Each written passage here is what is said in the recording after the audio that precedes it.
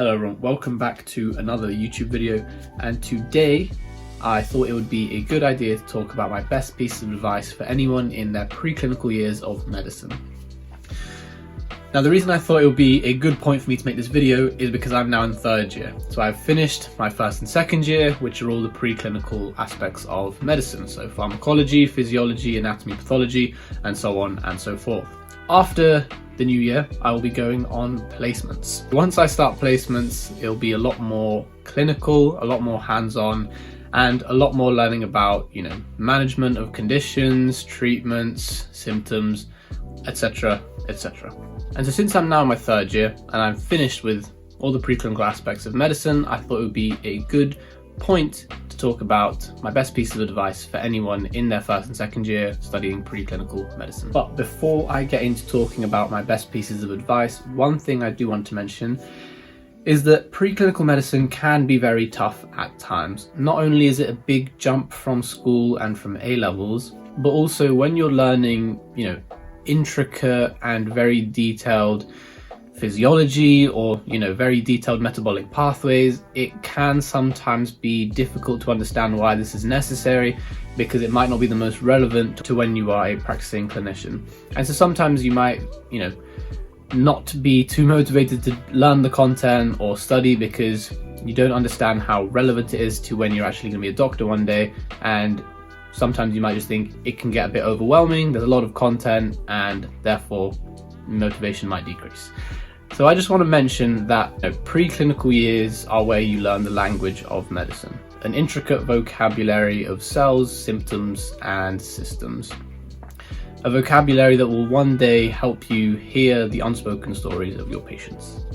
To be honest, I really wanted to say that because I thought it sounded quite poetic and quite cool. The point that I'm trying to get across is simply that in your first 2 years of preclinical medicine, you are going to be learning those foundations and laying that kind of brickwork for your later on years. And a lot of the content that you're going to be learning is going to be very important and useful later on down the line. Not only that, but it's a great opportunity to find out more about how you actually study as an individual, what works best for you, and so on and so forth. So enough of that. Now time for me to talk about my best pieces of advice for anyone studying preclinical medicine.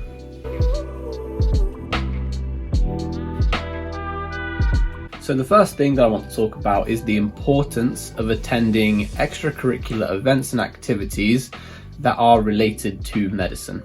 And some examples of this might be workshops, it might be conferences, it might be talks or lecture series. All of these kind of medical and academic events are going to be really useful for you in your first 2 years. Because the first 2 years are not very clinical, you don't get a lot of clinical exposure. It's important to go to these different talks and events because you can develop interests, you can meet clinicians, doctors, surgeons, and you can talk to them about, how they found their training, how they discovered what specialty they're interested in, and so on and so forth. And it's a really good way for you to start, like I said, developing interests into different specialties you might want to go into, and also learning more about the career. So for example, in my first year, I attended a surgical skills workshop, which taught me how to do suturing, knot tying. They had this laparoscopic surgery simulation.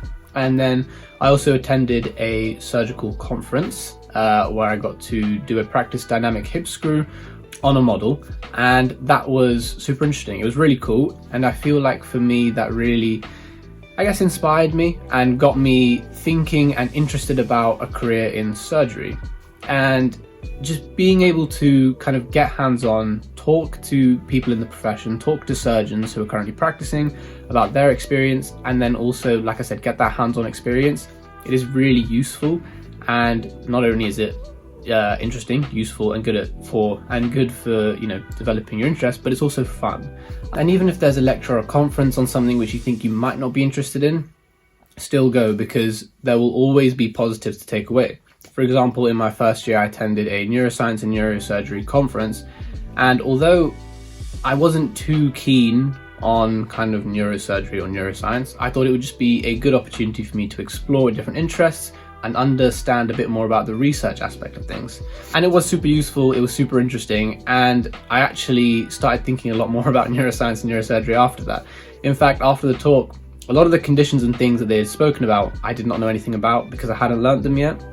And so I just went back and I started reading up on all these different symptoms, conditions, and it was just, again, it was really interesting. I really enjoyed it. It got me thinking a bit more about different specialties. So one thing that I cannot highlight enough is attend these extracurricular events, attend these workshops, attend these conferences, attend these talks, because like I've said, you do not get too much clinical exposure in your first 2 years. So it's really important that you try and find ways where you can. So that's the first thing that I wanted to talk about. Next point I want to talk about kind of ties in with the first one about exploring different clinical opportunities and learning more about different specialties, different careers, and talk to people. One thing that I wish I did in my first 2 years is just contacting different doctors and surgeons and asking if I can shadow them. Although this might sound like very work experience-y type of thing, I think it can be very useful for, like I've said earlier, developing interests. And I think it's also a good opportunity for you to talk to, doctors and surgeons and learn more about different specialties. I know some people who have contacted surgeons and then they've let them go into theatres and watch operations. And that is something which I think would be incredibly useful to anyone in your first and second year. Because, you're not going to be going on placements, you're not going to be having the opportunity to go and do that. But you can make the opportunity, you can go out there and find the opportunity. Contact doctors, and then the worst that will happen is they'll say no. The best that will happen is that they will say, yes, you can come shadow me and we can talk about whatever specialty you're interested in and I can answer any questions you might have. So it's just another way of getting, more clinical exposure. And it's just a small point that I wanted to talk about separately from workshops, conferences, etc. because, it's slightly different, but it links very heavily to the reasoning behind why I advise you to go out and do that. So the next thing that I wanted to talk about is making sure that you make the most of the first 2 years in terms of seeing your friends and spending time with each other. Because once you reach your placement years and everyone goes out on different placements, it will be harder and you will be less likely to see a lot of your friends.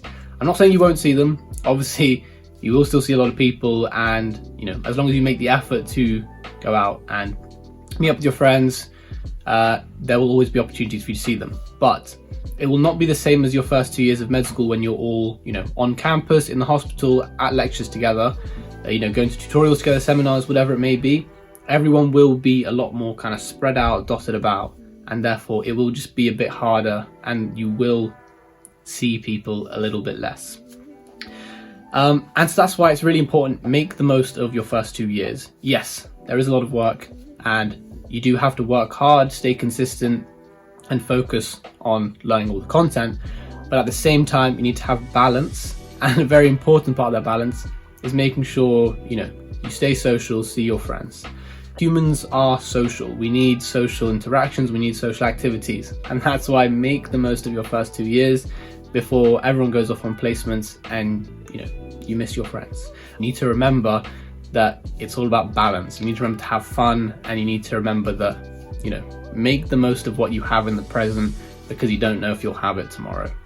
If you have something, and I guess this extends beyond even just your friends in your first 2 years and going on placements, but if you have something, appreciate it and really make sure that you treasure it, because like I said, tomorrow you might not know if it's going to be there or not. And so yeah, just make the most of it and really enjoy those first 2 years. Life is all about balance, work hard, be consistent, but make sure you spend time with your friends, you spend time doing things you enjoy, having your own downtime, so on and so forth. And the last thing I want to talk about is, so firstly, it goes without saying you need to work hard, and you need to be consistent, like I've already mentioned, and just work hard throughout the year. But the main thing that I want to talk about is how you should not cram. Do not try and cram your exams. Firstly, because there's a lot of content, there is a chance that it might not work if you try and cram. And secondly, even if you cram and you pass, later on down the line, this is going to come back to you and you are going to struggle. And the reason I say that is because, let's say when it comes to learning drug names, you cram all these drug names, you cram what they're used for, the mechanisms of action, and so on and so forth. And then, you pass your exams, summer holiday goes, and over summer holiday you forget all this stuff. Because it was in your short-term memory, you didn't, focus on learning the content consistently throughout the year. Over summer, it's gone and you can no longer remember it. When it comes to your clinical years and you have to learn managements and treatments for patients, you might see a drug name and you might not recognize it because you didn't commit it to your long-term memory. This is going to be a problem because it now means you have to go and relearn that drug name again. However, if you work consistently throughout the year, committed all the content to your long-term memory, then you might see this drug when it comes to your clinical years and you might say, oh, I recognize that drug. It's used for this condition and this is generally how it works. You don't have to remember all the intricate details, but knowing that that drug comes under this class, it's used for this, it's going to make it so much easier. You don't have to go and relearn all this content because you already know it. You're already aware of it, or at least you recognize it. And so that's why don't cram, because like I said, even if you pass the year, later on down the line when it comes to your clinical years, it will come back to you. It will come back to haunt you, I guess.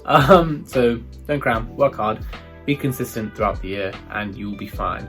And there are a number of ways you can do this. Anki is really useful because it helps you do spaced repetition.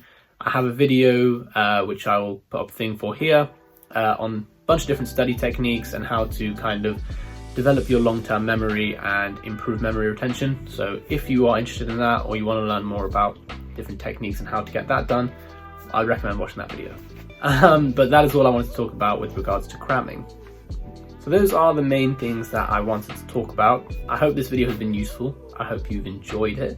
And I hope it's kind of given you some general advice that will help you get through your first 2 years, your years of preclinical medicine, swimmingly.